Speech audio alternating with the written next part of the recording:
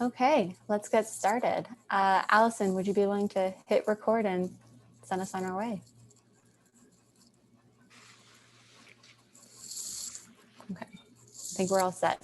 All right, well, welcome everyone to today, the third open house to discuss a new carbon policy to reduce carbon emissions from existing large buildings. Bienvenidos a todos. Esta es una reunión para, con el objetivo de reducir el carbono de los edificios grandes. And to get us started, Spanish interpretation is available for this meeting. So in just a few seconds, we're going to ask you to select the language of your preference at the bottom of the screen below. Everyone needs to select a language. So if you speak English, please select English. If you speak Spanish, please select Spanish. En un momentito van a ver en su pantalla que van a poder seleccionar español o inglés. Y si usted habla inglés, por favor, seleccione inglés. Si habla español, por favor, selecciona español. Va a tener que seleccionar un idioma.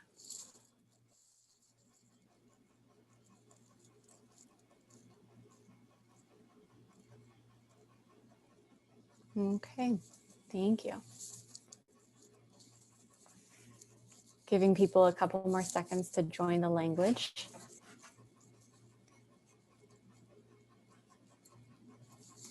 Okay, so today we just a couple of instructions about how we're going to be using Zoom today.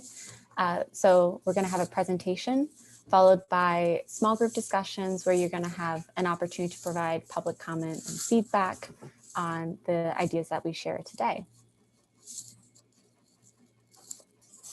During the presentation, all microphones will be muted. If you are experiencing any technical issues or if you have a question, please let us know using the chat function. So that's the small speech bubble at the bottom of your screen.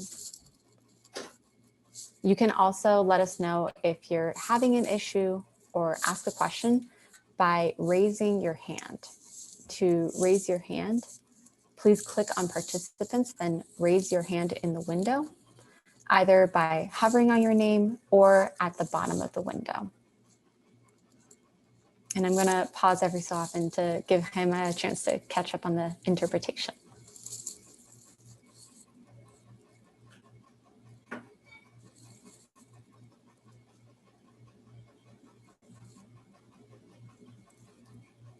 Okay, just to let you know that we are recording tonight's meeting.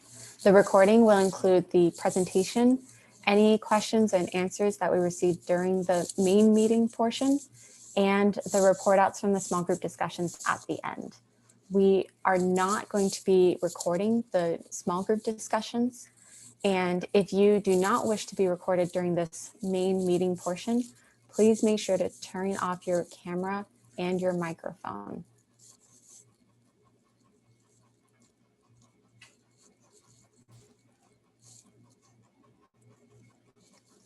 So for tonight's agenda, so we're gonna do a quick set of welcome and introductions. So thank you so much for being here.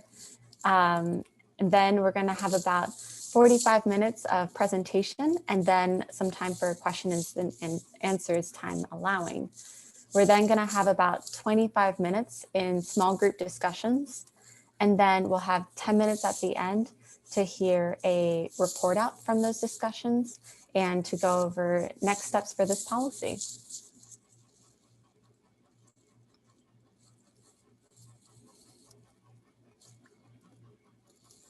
So in terms of who you're gonna hear speaking at tonight's open house. So my name is Kat Eschel. I'm the city's carbon neutrality program manager. You're also going to hear from Allison Brizius, our director of climate and environmental planning. And so who's managing the back office right now in this Zoom call. Unfortunately, Andrea Atkinson, the executive director of One Square World, has a bit of a heavy week this week. So I'll be speaking to her slides, and we're sad that she won't be able to join us tonight. And then you'll also be hearing from Philip Ish Gates, who's a senior associate with Synapse Energy Economics, who is going to provide a short update on the technical analysis in that process. I also want to recognize that tonight we're very grateful to have Gemma Schaff providing interpretation services for us into Spanish.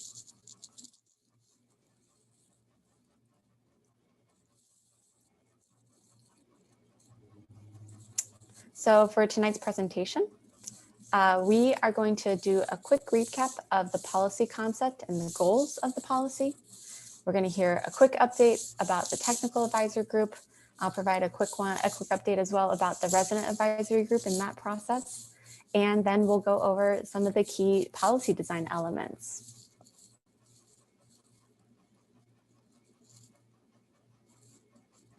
So first off, the goals of the policy. So first of all, the reason why we're pursuing climate policy is because action is needed. We know that in Boston, carbon emissions are already changing our climate. There was a huge king tide flood in flooding near Morrissey Boulevard earlier this week. So we're already seeing sea level rise. We're already seeing extreme heat and stormwater flooding in Boston. And in terms of what's causing the problem of climate change, Boston is a contributor. Our buildings in Boston account for about 70% of the carbon emissions that we release into the atmosphere. And we know that our emissions are not decreasing fast enough. Our goal is to become carbon neutral by 2050, and we need to be cutting our emissions faster in order to be able to reach that goal. In order to accelerate the rate at which we are reducing carbon emissions, we need to first increase efficiency. Second, we need to electrify as many systems as possible. And finally, we need to be buying clean energy and clean electricity.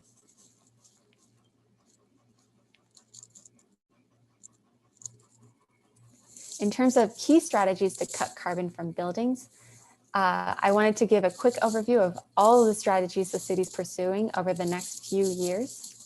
These are all outlined in the 2019 Climate Action Plan update, which was released last October.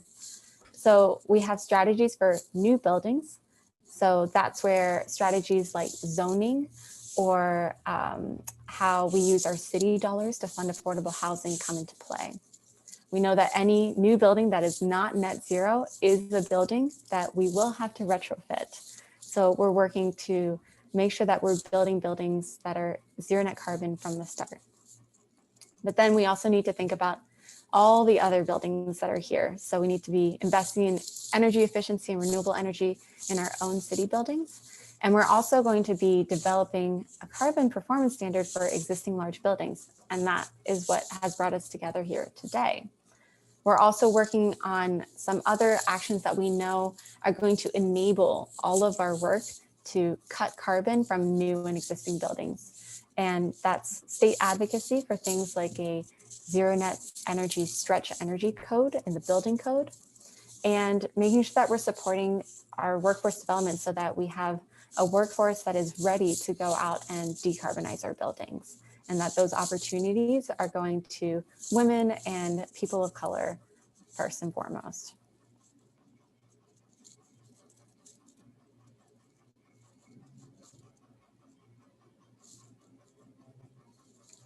So in terms of our current policy context and where we're starting from, our current policy, the Building Energy Reporting and Disclosure Ordinance, has been in place since 2013. And under that policy, buildings that are over 35,000 square feet have to report their annual energy and water usage to the city each year. We then calculate how much carbon they're generating or emitting in Energy Star Portfolio Manager. And then the city discloses that data publicly each year. And so you can find that data online. And if you're interested in where to find it, you can let us know and we can send you over to the link with the data sets. After 5 years of being covered under BERDO, so every 5 years, buildings must then show that they have either reduced their energy usage, that they've reduced their emissions, or that they're certified as a highly efficient building, or they need to perform an energy audit. They have to take some kind of action every 5 years. In addition to this policy, There are also statewide programs to support energy efficiency, including Mass Save, who I'm sure many of you are familiar with.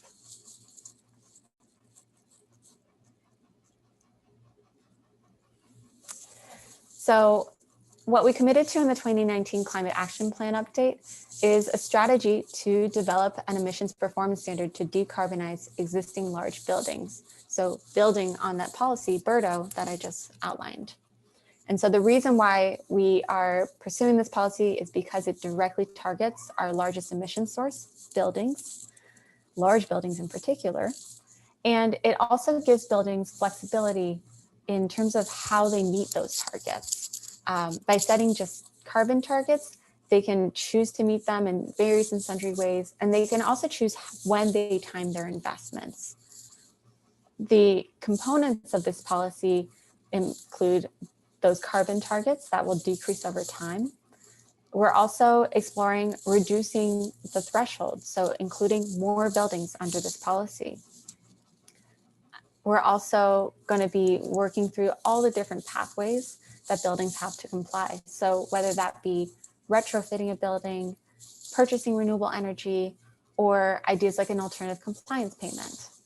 And this policy will have benefits both in terms of improving the quality of the buildings that we live and work in for our large buildings, so improving indoor air quality by removing fossil fuels, as well as making them more comfortable to live in with more energy efficiency.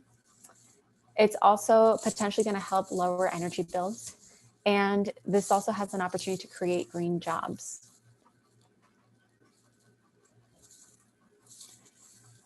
We're going to be building on the BERDO policy that I outlined previously.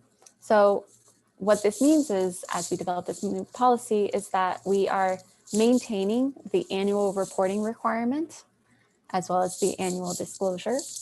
And then we're going to be updating that 5-year energy action and assessment requirement and moving towards a building emissions performance standard. And so that means moving towards those carbon targets that are set for different types of buildings and that decrease over time, building in a stronger equity focus, and setting rules for things like offsite renewable purchases. And we're going to dive more into those details during this meeting.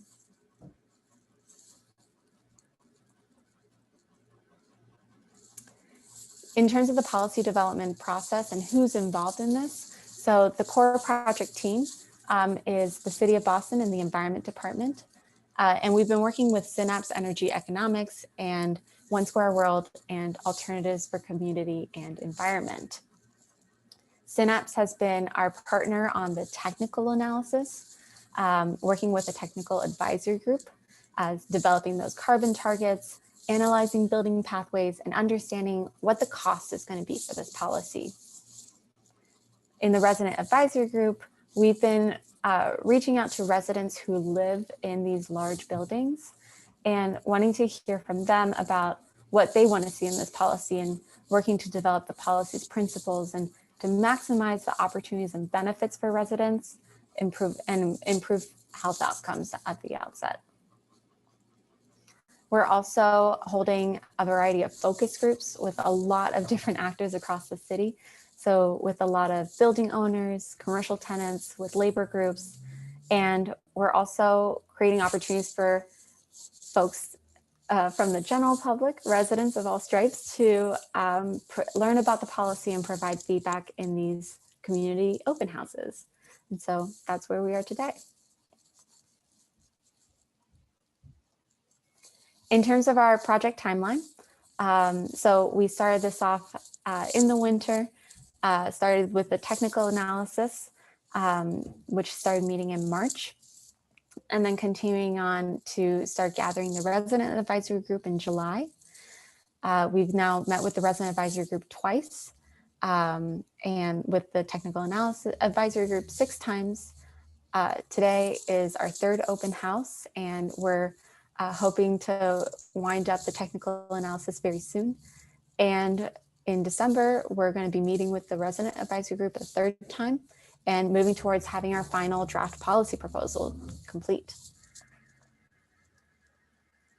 So before we delve into the policy details, I wanted to share a little bit of what we heard in September during the previous open house. So we had a breakout of folks talking about how we can design for equity in this policy. And some of what we heard was interest in support for workforce development, training for green retrofit work, and engaging with local institutions like Roxbury Community College. There was also a lot of interest in supporting weatherization for other buildings that might fall outside of this policy, as well as retrofits that can also address health and safety concerns that come up when you renovate a building. We also heard interest in supporting solar on residential buildings, including low-income homeowners. And we also heard that Mass Save, while a great program, does not address things like energy storage or resilience during power outages. And we also heard that the incentives could be improved. We know that they're not always affordable, even with the subsidies. And finally, we heard that there was a concern about what the pathway would look like and what financing would look like for the Boston Housing Authority and for community development corporations, which help fund, develop, and maintain a lot of affordable housing in the city.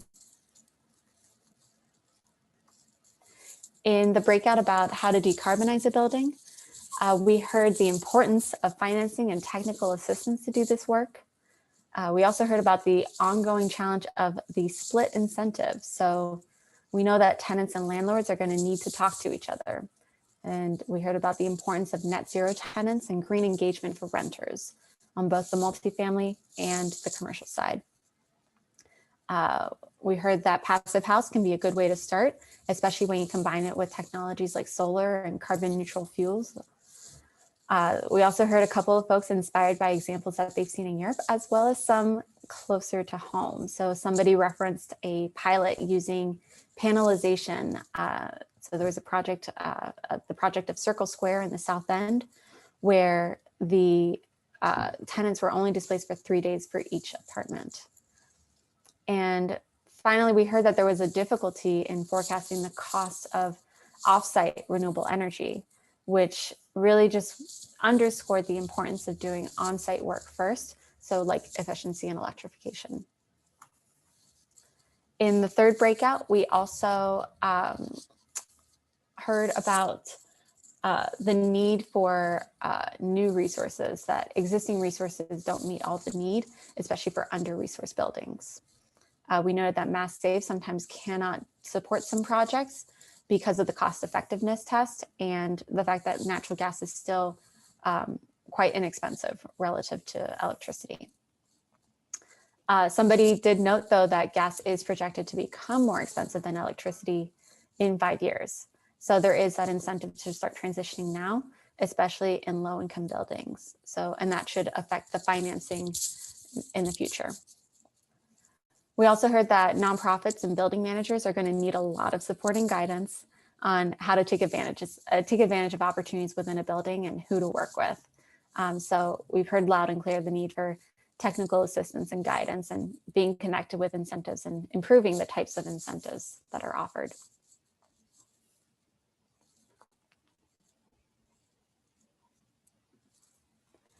So I'm going to ask Philip to hop on to provide a bit of an update on the technical advisory group. Great, thank you, Kat. I had the honor of working with a team of technical advisors that the city convened in this TAG group. And it consisted of about 50 individuals that bring expertise to this policy development process, spanning the range of building science, architecture, engineering, construction, building operations, energy policy, renewable energy, and sustainability. And the city tasked this technical advisory group with providing detailed expertise in a few key areas that were intended to help with the development of the policy. And those consisted of appropriate carbon performance metrics and targets for this policy, developing strategies for retrofitting buildings and identifying what those costs would be, for reducing the amount of emissions, and how to appropriately use off-site renewable energy and offsets, in addition to the site-based improvements such as electrification and energy efficiency. And what data and case studies and expertise to pull into this process, such as looking at the technical potential for energy conservation measures, pulling in local cost data to understand what the true implications of this policy are going to be for the Boston area, and how to finance these types of improvements. Through October, this technical advisory group met 6 times as a full group, and then we had 6 additional focus group meetings. And in addition to this, lots of emails and individual kind of one-on-one meetings, lots of great feedback from this group. And I just want to take a moment to say thank you to those individuals that offered their time over the last many months. It was really a helpful process, and we got a lot of really great technical advising. Next slide, please, Kat. So I'm going to give a brief overview of the process that we went through in helping the city to develop this policy. I also will stay on afterward in case there are questions about the technical advisory work that we did when we get to the Q&A session. So we began by analyzing existing buildings using the data from the BERDO reporting ordinance. And we use that data to develop descriptive statistics and visualizations that help us to understand how energy is being used in buildings today, and what are the drivers of energy and emissions in Boston, in large buildings in Boston. And then with that data, we were able to develop locally specific building use typologies. So those are like groups of buildings that are similar in their uses, like education buildings, healthcare buildings, multifamily housing buildings, office buildings, etc. And we developed locally specific typologies that would be grouped together for the purposes of this regulation. Next, we developed the performance policy elements for this building emissions performance standard. So those look like targets for each of these different groups of buildings, and those targets get more stringent over time in alignment with the city's goals under its climate action plan. We developed those targets by building and then by building typology, and then we forecasted what the emissions reductions will be due to the policy over time. As Kat mentioned, the city is evaluating changing the size threshold for buildings. It's currently at 35,000 square feet and potentially lowering that to 20,000 square feet. And so we did some analysis around that threshold and what would be the impact of reducing that.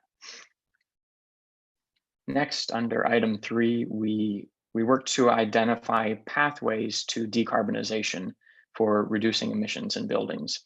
And we started off by developing profiles for each building type, looking into how energy is being used in those buildings and what are the causes of those emissions. So breaking it out into things like space heating and cooling, lighting, cooking, plug load, and appliances.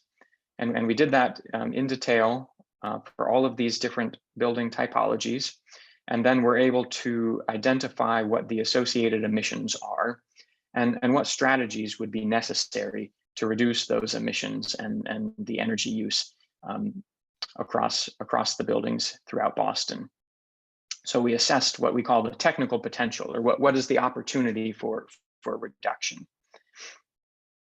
And then we looked into how alternative energy, clean energy, and offsets could help to reduce these emissions associated with all of the end uses in these buildings.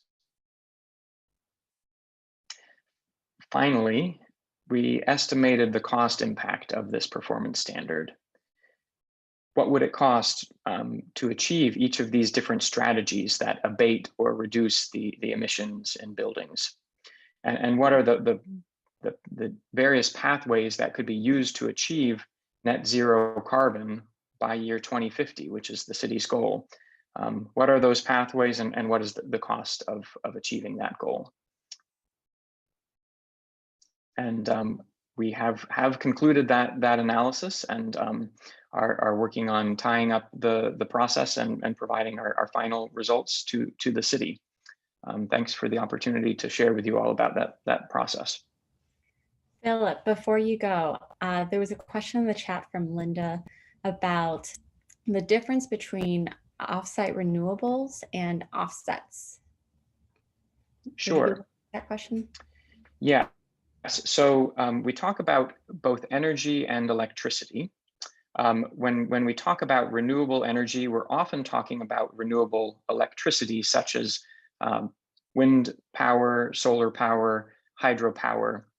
And typically when we refer to offsite renewable energy, we're talking about electricity that's produced at those types of power plants. It could be in the Boston area, it could be elsewhere on the electricity grid. And then that electricity is brought into Boston, and those types of power plants generate little to no carbon emissions to produce power, as compared to a traditional fossil fuel-based plant. And so we think about offsite renewable electricity as a way to reduce the emissions associated with electricity use in buildings. We often draw a distinction between that renewable electricity and what we think of as more generic offsets, which can be thought of as offsetting either the emissions associated with electricity or other fuel uses in the buildings.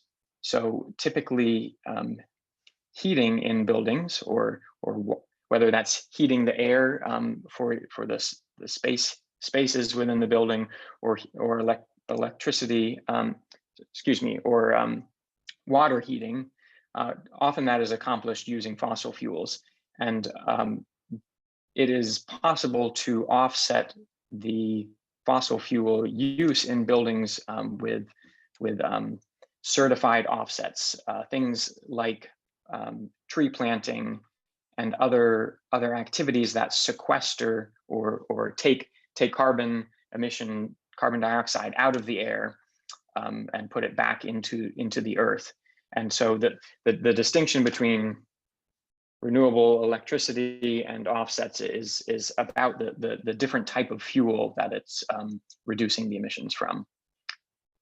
Sorry if that was a little bit long-winded. We love a thorough explanation. Thanks, Philip. And thanks so much for your work on this project. It's been a real pleasure working with Synapse on this project. I heard some feedback that my mic was a little scratchy, so I'm going to try to go without the earphones. Hopefully the sound quality is better for folks. You might hear some crazy cats though. So let's keep going. So just wanted to give you a quick update on the resident advisory group. For those who are joining us for the first time, the goal of the resident advisory group was to make sure that we're developing a standard that minimizes harm and maximizes benefits and opportunities for Boston's frontline populations most affected by the proposed policy. In terms of our approach, we wanted to be receiving community expertise and feedback. Receiving that expertise also means that we are compensating community members for their time and their expertise. We wanted to raise awareness of the potential impacts and the opportunities of this kind of policy.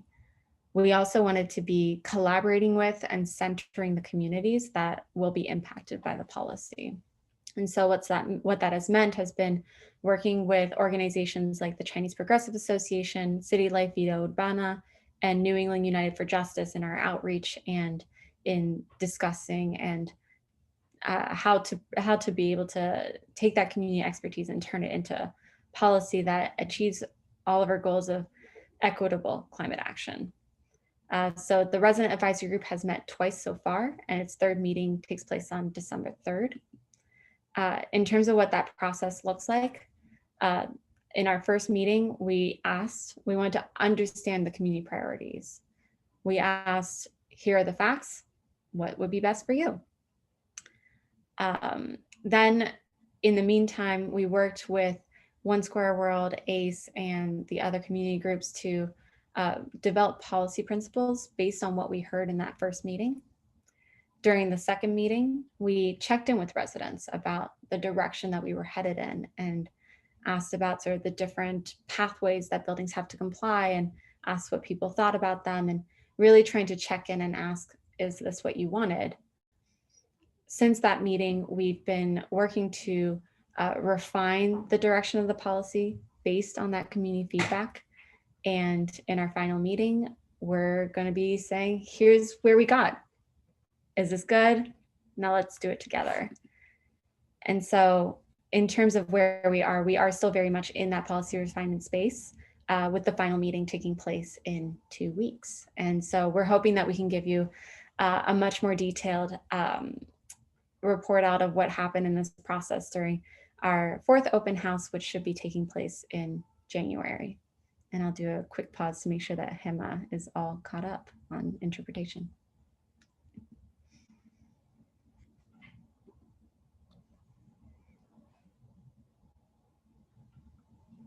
Okay, so policy design elements, let's get into it.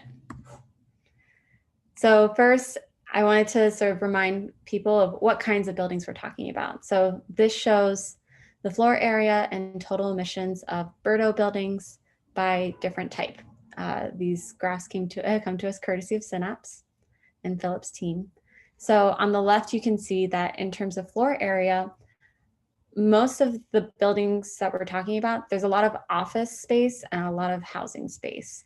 We then see education, healthcare, and lodging coming up pretty high. In terms of emissions, where emissions are coming from, it flips around a little bit. Office is still the major contributor in terms of emissions. And then we also see healthcare popping up there. So healthcare is a really energy intensive use. And so even though it's less square footage, it's more emissions. And then we see multifamily housing, education, and lodging again. Technology and science pops up. We know that labs are also a very energy intensive use. So that's the kinds of buildings that we're talking about in this analysis. So first component of the policy, what buildings does this apply to? So right now, the current policy applies to buildings that are 35,000 square feet or about 35 units and higher. And what we're considering right now is lowering that threshold to 20,000 square feet. And it might be a little hard to see, but what you can see here in gray are buildings that are currently covered under the BERDO policy. And then in yellow are the additional buildings that would pop into compliance, that would need to comply with this policy. So there's a couple more in Allston Brighton, some more in Charlestown, a few more in East Boston, some more in the Roxbury Mission Hill area, and heading down into Dorchester.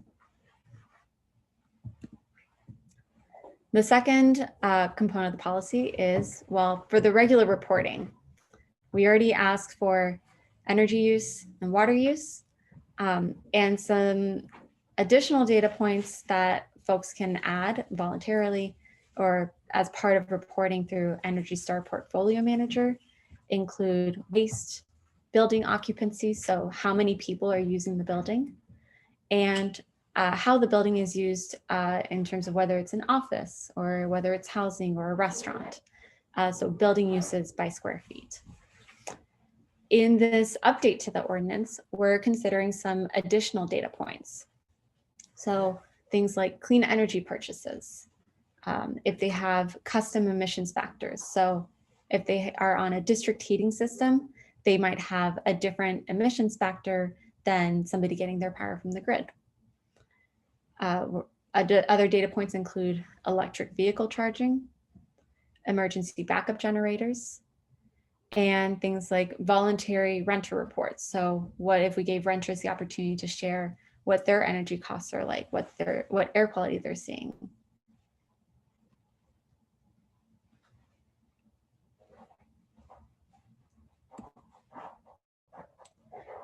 So The next component of this policy, the big one, is setting emissions targets. So this is what we've been working on through the technical analysis process using Boston and regional data, including BERDO data and data supplied by the technical advisory group members.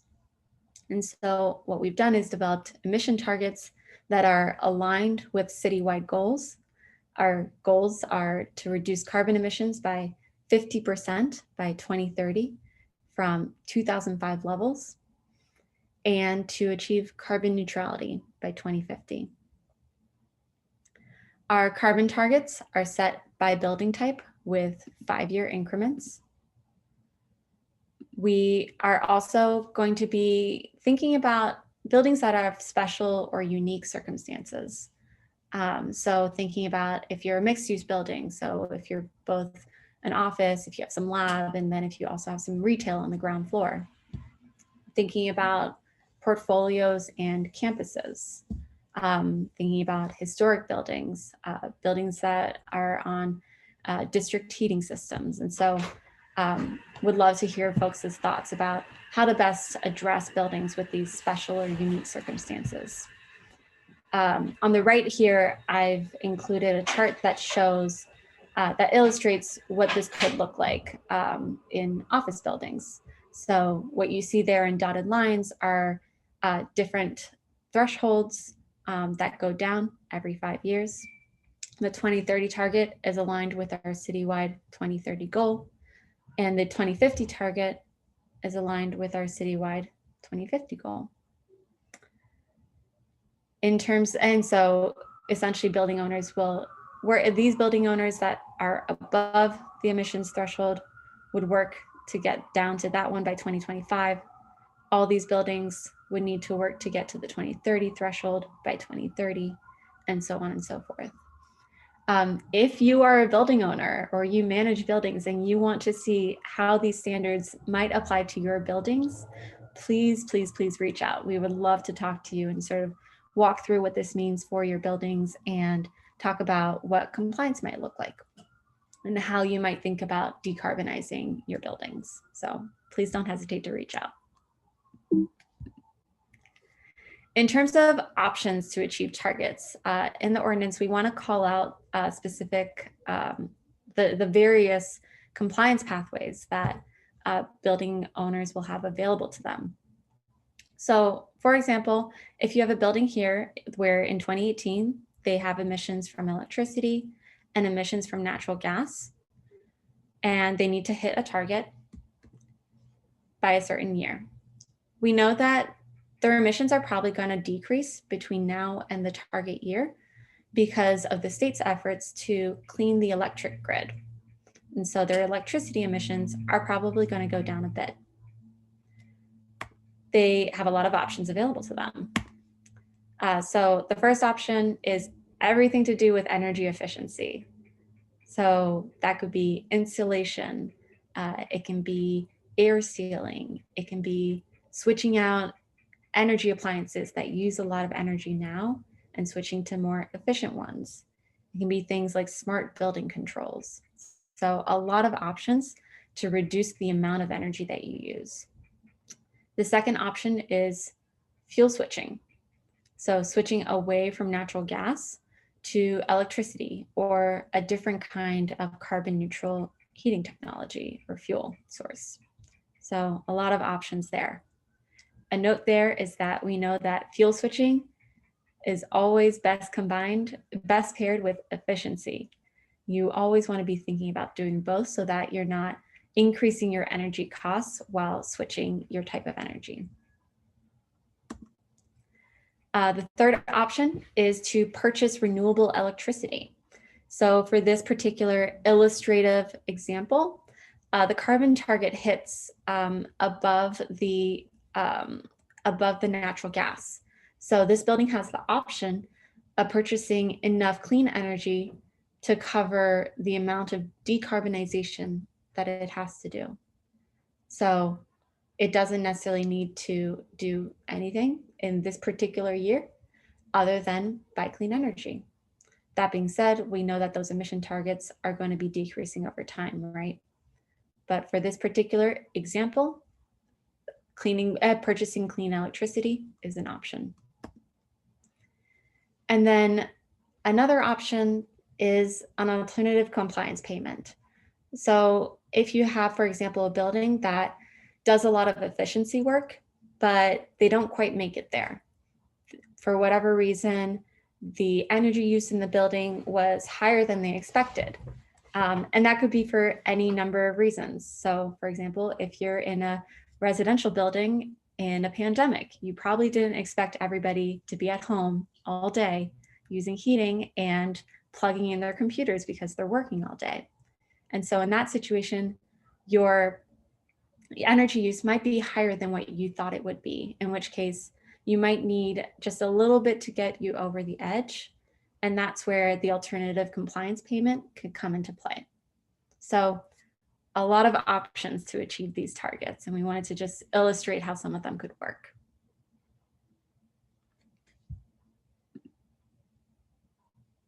Okay. In terms of options to retrofit and fuel switch, so there are a lot of options within this option, really.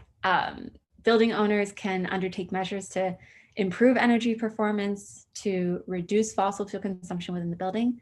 So things like those envelope improvements, upgrading their appliances and switching them out for carbon neutral systems, and doing things like building operations and controls. And I did want to highlight that the city is developing a resource hub to connect building owners with appropriate technical assistance and financial resources. And I'll talk about that a little bit later. There's also a lot of options to purchase renewable electricity that we want to be calling out in this policy. So to abate carbon from electricity, building owners would be able to deploy renewable energy on site. So put up solar panels, for example, and they would also be allowed to purchase renewable energy offsite. And so there's 3 ways that they can do that. For some building owners, community choice electricity could be the right program. And so this is a city program where the city is buying electricity in bulk for its residents.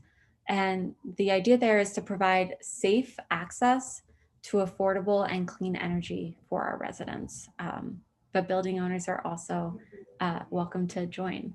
And that program will be launching in the spring of 2021. We're also considering renewable energy certificates.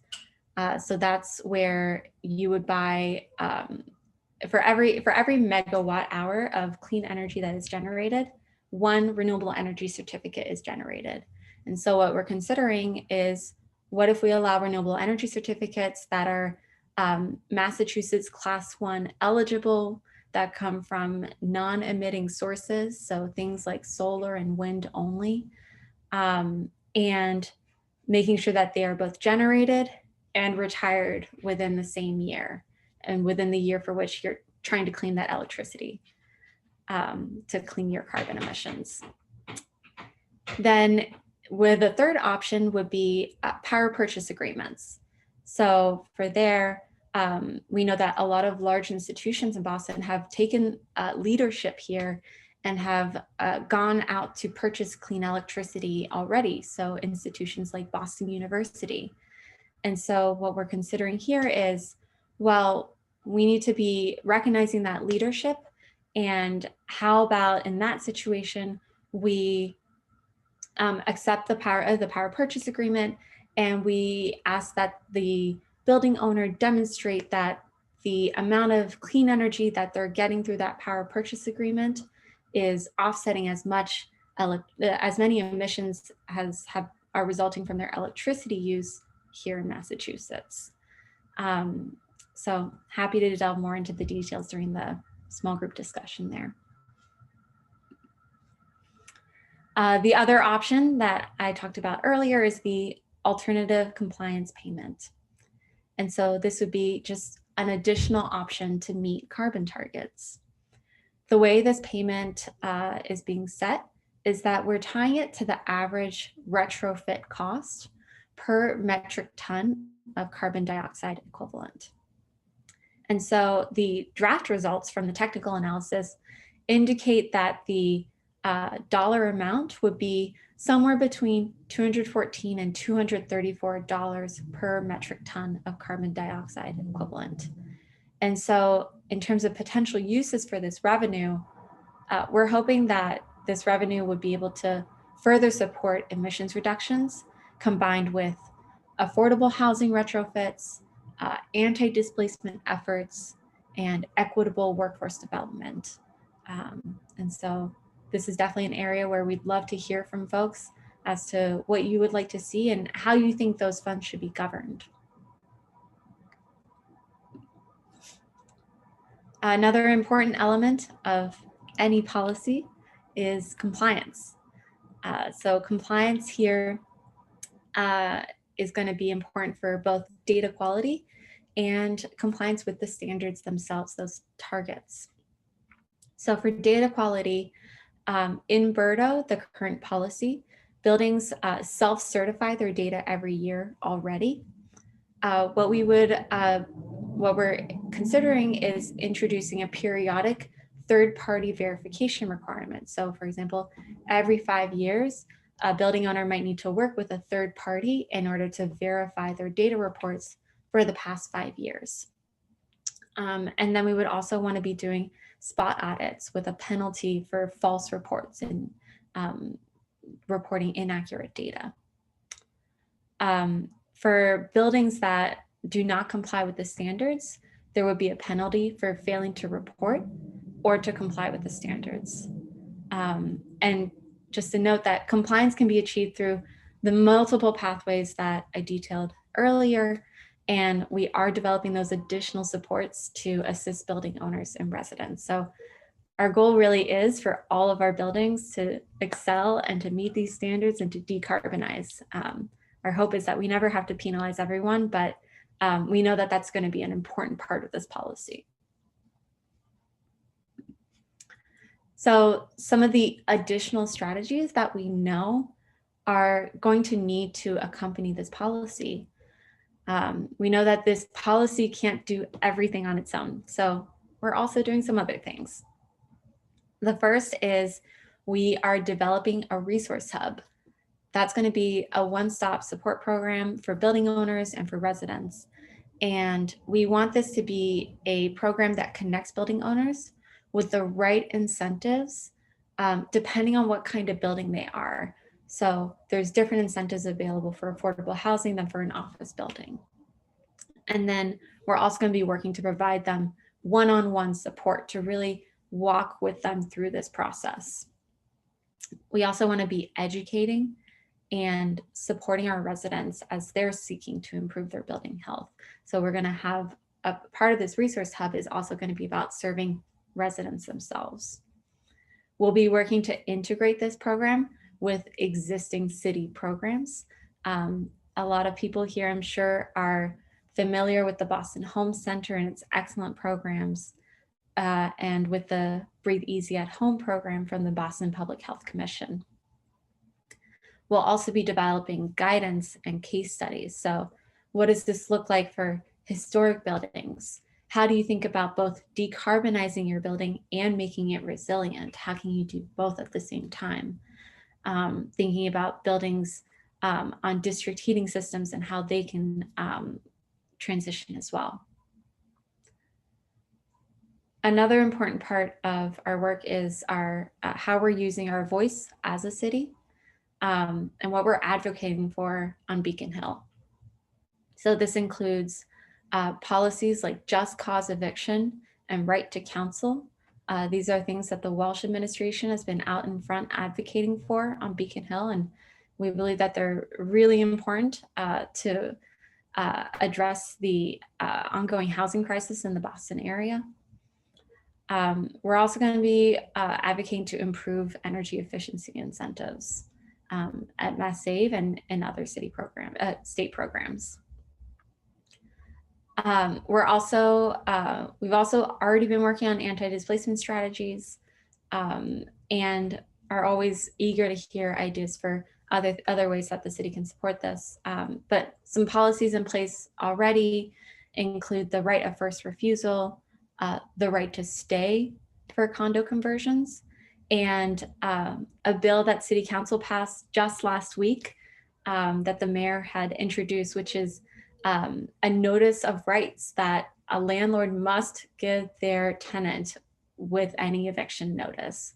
So with any eviction notice, a tenant is also receiving information about their rights as a tenant and access to resources that can help them stay in place. We're also fighting the housing crisis by just building more housing. So in the 2020 State of the City Address, Mayor Walsh announced a historic housing investment, $500 million, going towards affordable housing. And we're also committed to a zero emission standard for any city funded affordable housing. That's a requirement for all housing funded by our Department of Neighborhood Development as of this September. And we have 23 projects under review and we're just getting started. And so this commitment means that we're going to be building high quality, high performance, efficient housing for folks in need of affordable housing first. And I'm so excited about that. So that's the summary of the policy and where we're at and what we're considering, and looking forward to hearing from folks in small group discussions. So in terms of what to expect in your small group discussion, we're going to be using the Zoom room function. During your breakout, you can turn on your microphone, you can share your video.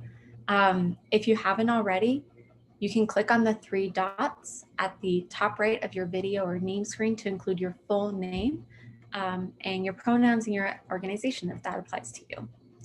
And if you have a question or a comment but you don't feel comfortable just jumping into the conversation, you can raise your hand or press *9 if you're calling in. We have a list of questions prepared to get the conversation started, and a staff member is going to be taking notes and helping to facilitate the conversation. In terms of sort of ways of being, we ask that you try to speak from the I, from personal experience, and that you take space, but also that you make space. If you're the only person piping up, take a step back and encourage others to step into the space. Please actively listen and own your intentions and impacts. So I'm going to be facilitating a breakout. Allison will too. And you'll see Ben and Brenda if you're in their groups. So that's who's facilitating your breakouts today. And some questions for discussion. I know I saw a lot of questions come in on the chat. Please ask them in your small group discussion session. We're running a little bit behind on time, so definitely ask them in your small group discussion. We have questions for you too, but we would love to hear about your thoughts on how to treat buildings with unique circumstances, what kinds of situations you think might merit something like a waiver. We want to hear from you how revenue should be used, how it will be governed. We'd love to hear about other policies to strengthen the benefits and limit the impacts of the standard. And we want to hear from you how we should be measuring success. How do we measure the impact on our community? And would love to hear about some indicators that you know of that could be used. So keep those in mind. And I believe Allison's going to send us off into breakout.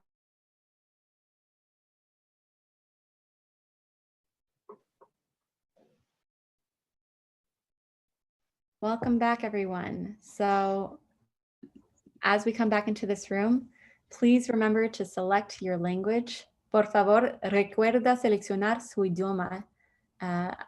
Debes hacer clic en el globito al bajo de su screen. My Spanish isn't so good.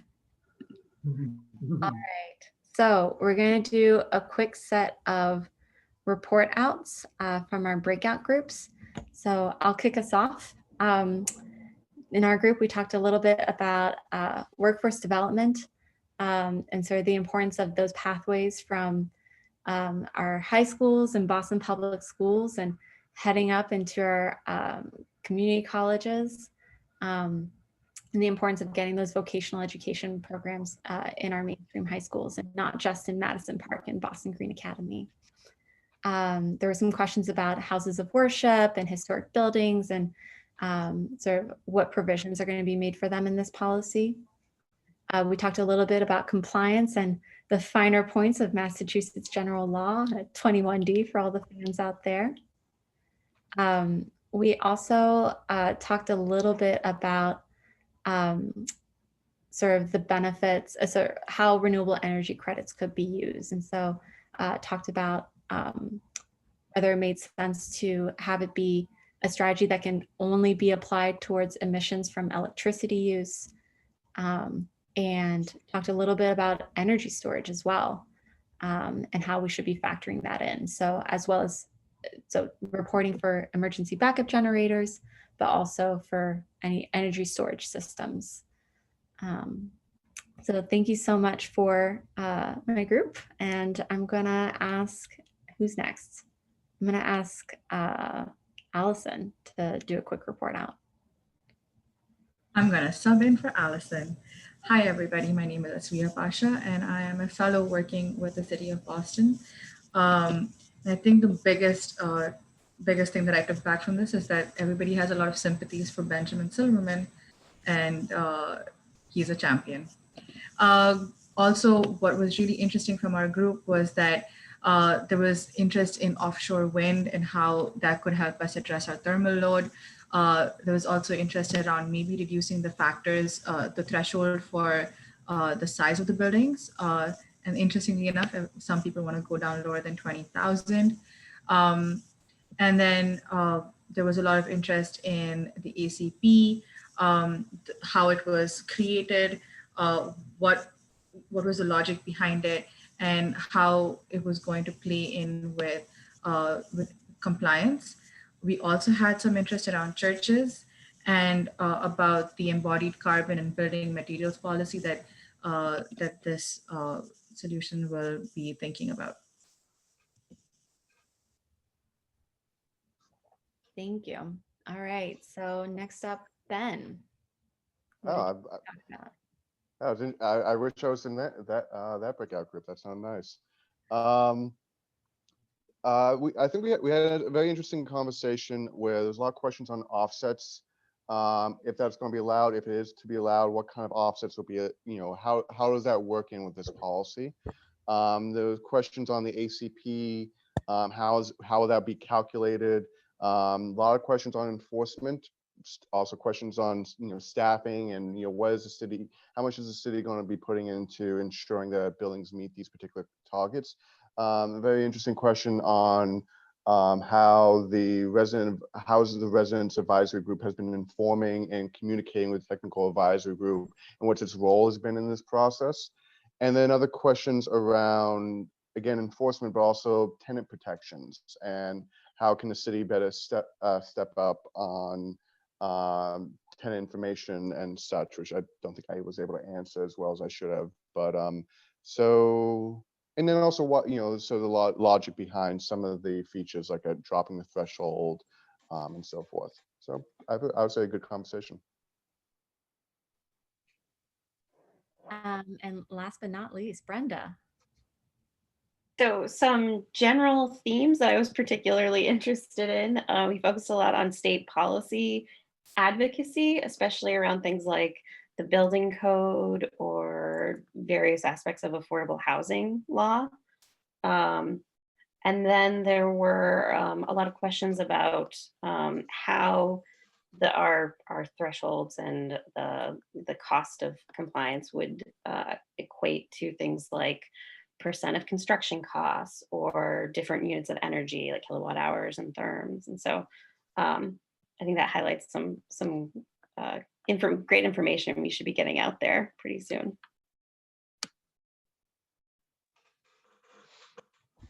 Sounds good. Okay, and so I'm going to go over some next steps.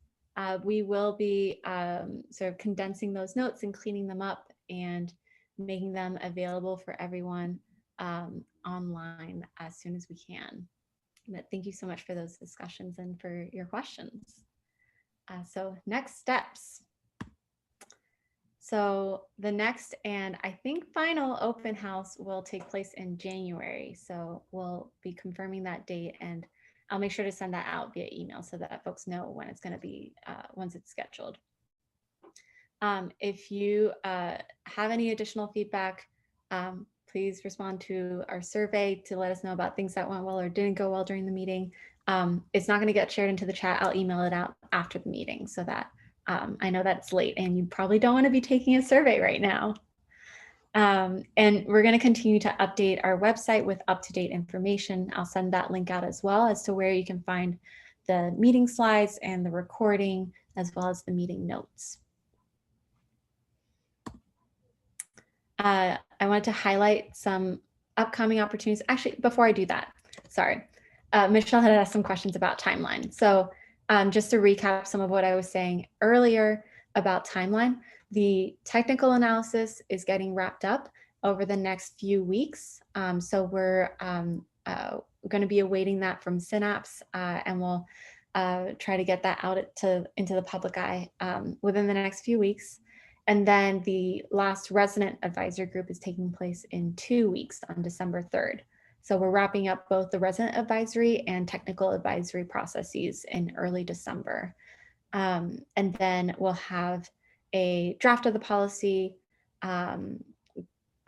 in December, and our hope is to head to City Council early in the new year. And so our final open house is going to be an opportunity to sort of talk through sort of where we ended up on the policy, sort of building in your feedback, the feedback from residents in the resident advisory group, and all of the feedback from the technical process as well. And to talk about, to share out a little bit more about what happened in the resident advisory group. It's been a great group to be a part of, and excited to share a little bit about that process in January. Some meetings that are coming up, since I know there's a lot of folks on here that'll probably be interested in the other ones. There's a discussion on Monday about public health and the environment in Moakley Park. So that's happening on, that's actually a parks event, not a BPDA event. And that's happening on Tuesday next week from 6 to 7 p.m. And you can register online at boston.gov/events. And we also want to make sure that anybody who lives in East Boston and Charlestown, if you are interested in having a say on coastal resilience solutions in your neighborhood, there's an opportunity now to join a Climate Ready Advisory Board. And so if you're interested, please reach out to us at environment@boston.gov. And finally, thank you so much for joining us today. I really appreciate you taking time out of your evenings. I know that there was a hearing right before this as well, so we have some people that did double duty to this afternoon. For up-to-date information and resources related to COVID, you can visit boston.gov/coronavirus. We're really hoping that more residents get tested and continue to stop the spread. And I hope that in the meantime, everybody stays safe and takes care of themselves. But thank you so much for joining us tonight. Thank you a lot. Thank you. Thank you very much. Thank you. Thank you. Thank you. Good night, everybody. Thank you. Thank you. Good night. Thank you.